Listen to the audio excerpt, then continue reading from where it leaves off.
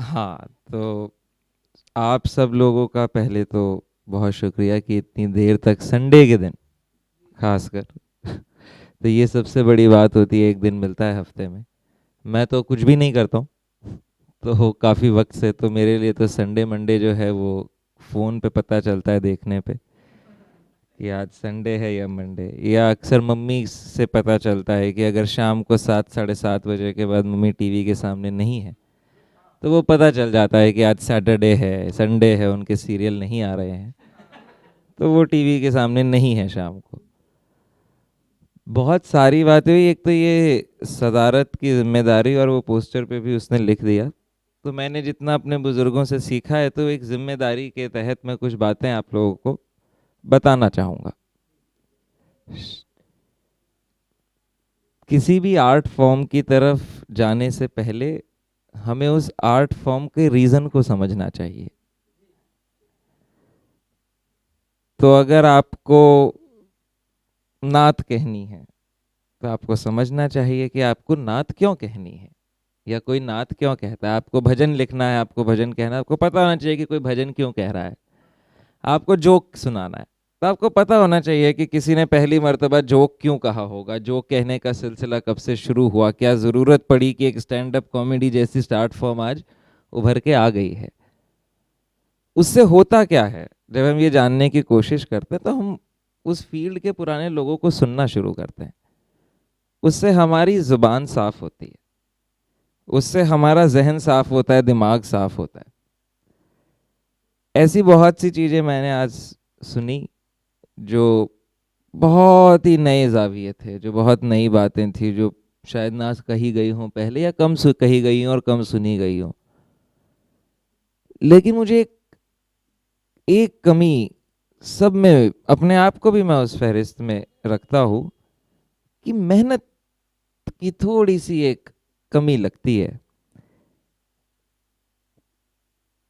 शेर कह देना ही कागज पे काफी नहीं है, अगर वो काफी होता तो फिर महफिल की जरूरत नहीं पड़ती। मुशायरे, इवेंट्स, महफिल जो है उसमें एक एस्पेक्ट और जुड़ जाता है, उसमें एक पहलू और जुड़ जाता है, और वो है परफॉर्मेंस। विवेकानंद जी कहा करते थे, there is nothing in this world that human can not prepare for, even death. आप मृत्यु तक के लिए तैयारी कर सकते हैं, क्या 10 मिनट माइक पे आने के लिए तैयारी नहीं कर सकते हम एक दिन पहले?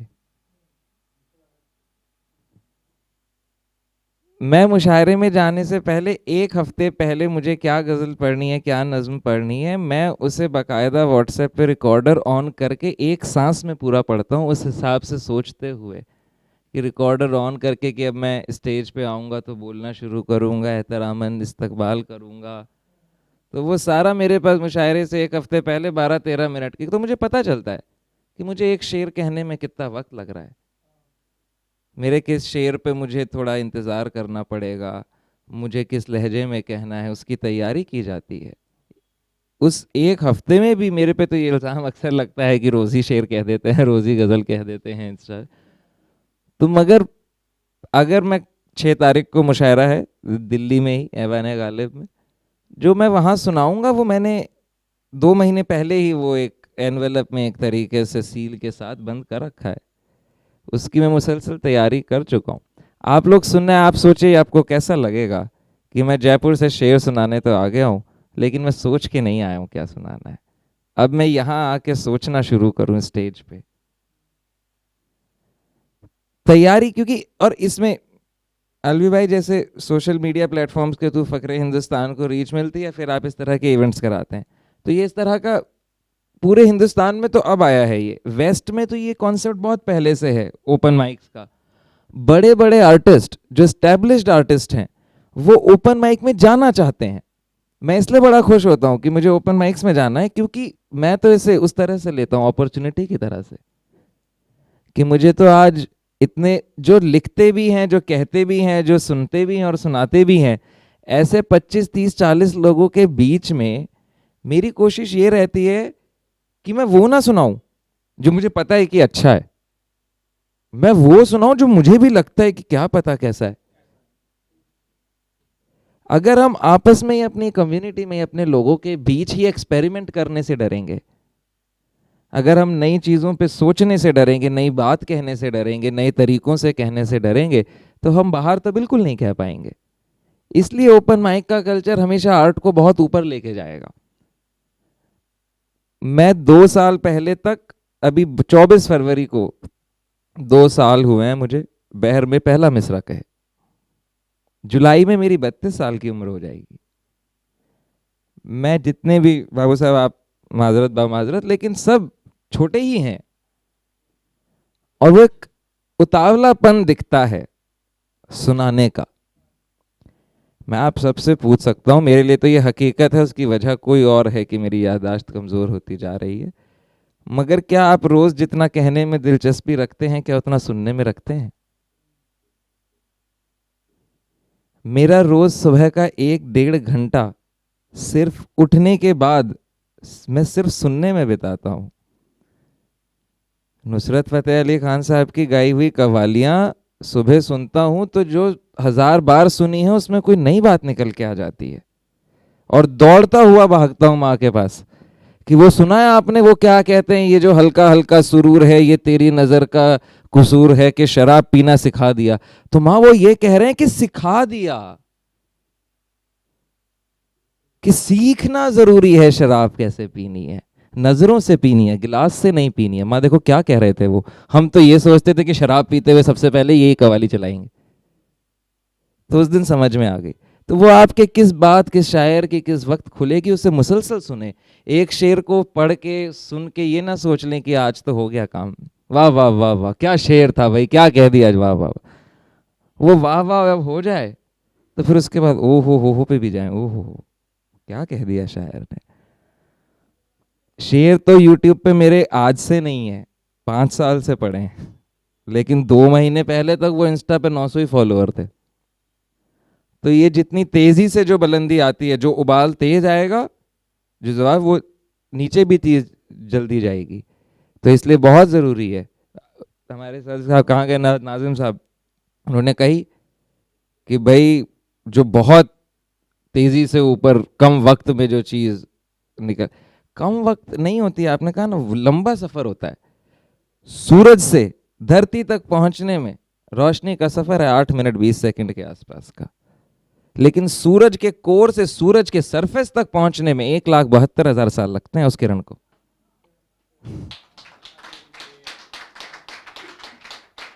आप सिर्फ देख रहे हैं कि मैंने शेर कहा और मुझे शोहरत कब मिली, कि भाई अभी 2 साल पहले शेर कहने शुरू किए और इतने कम वक्त में शोहरत मिल गई 2 साल के अंदर। 2 साल नहीं, मैंने पहला जिंदगी में जो कोई जज्बात पोइट्री की फॉर्म में लिखना शुरू किया होगा वो 2001 में अप्रैल में कहा था। 21 साल हो गए, 11 साल की उम्र में कही। हिंदी की कोई कविता की 2 लाइनें थी, माँ बेटे का रिश्ता दुनिया में अनमोल है, ऐसे कुछ लाइन थी, लेकिन वो 21 साल का सफ़र है। हम ये चाहते हैं कि हमें साल भर हो गया, अब तो जो है हमें इवेंट क्यों नहीं मिल रहे हैं, हमें मुशायरे क्यों नहीं मिल रहे हैं, लोग हमें जान क्यों नहीं रहे हैं, पहचान क्यों नहीं रहे हैं। इन जद्दोजहद से बाहर निकल के अगर हम ये कोशिश करें कि यार नया क्या कहना है, मैं मुशायरों में होऊंगा तो चुपचाप शेर सुनाऊंगा और चला जाऊंगा, क्योंकि वहाँ मेरे बड़े मौजूद हैं ये बात कहने के लिए। यहाँ मेरे बाद कोई कहने वाला नहीं है।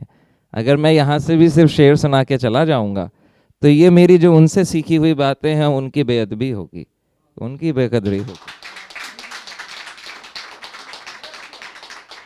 अपने तलफ़्फ़ुज़ पर ध्यान देना। बोल, मैं बिहार रहा हूँ 4 साल, 6ठी 7वीं 8वीं 9वीं, मुझे पता है कि तलफ़्फ़ुज़ में दिक्कतें आती हैं। वो कैसे, मैं अपने बिहार के दोस्तों से बात करो तुरंत लहजा बदल जाता है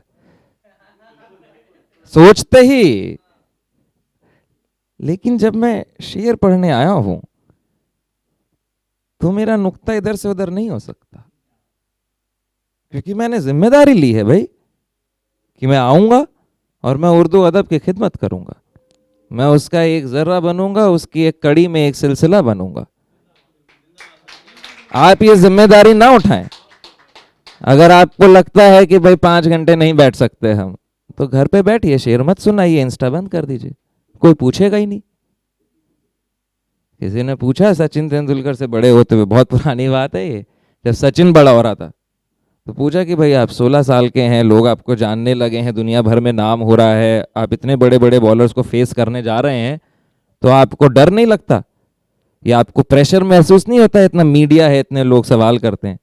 तो सचिन ने जवाब दिया, मेरे कोच मुझसे कहते हैं कि अगर ये सब नहीं चाहिए तो पहली बॉल पे आउट हो जाना, कल से कोई सवाल करने नहीं आएगा।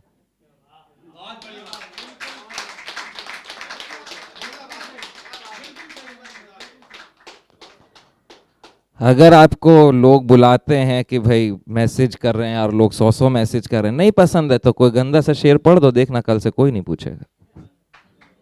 आप उनके हक की बात कर रहे हैं, उनके दिल के जज्बात कह रहे हैं, तो ही लोग कर रहे हैं, वरना फिर भौंक तो गली में कुत्ता भी रहा है, उसे लोग हटा ही रहे होते हैं कोई बुला नहीं रहा होता। तो ये बातें ज़रूरी हैं, अपने फ़न पे एतबार रखें, उस पे वक्त दें।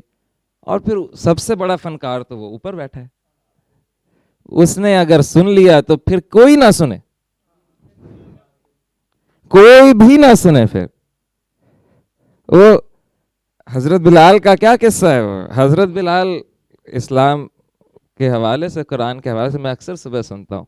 हमारे यहाँ हिंदू परिवार में एक बात कहते हैं कि वो दोहा या मुहावरे का हिस्सा है, जब जागो तब सवेरा। बड़ा ही बचपन से सुनते आ रहे हैं।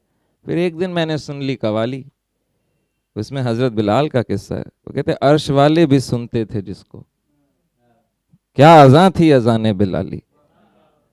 तो वो किस्सा वो है कि जब तक बिलाल अजान देंगे नहीं तब तक सुबह होगी ही नहीं।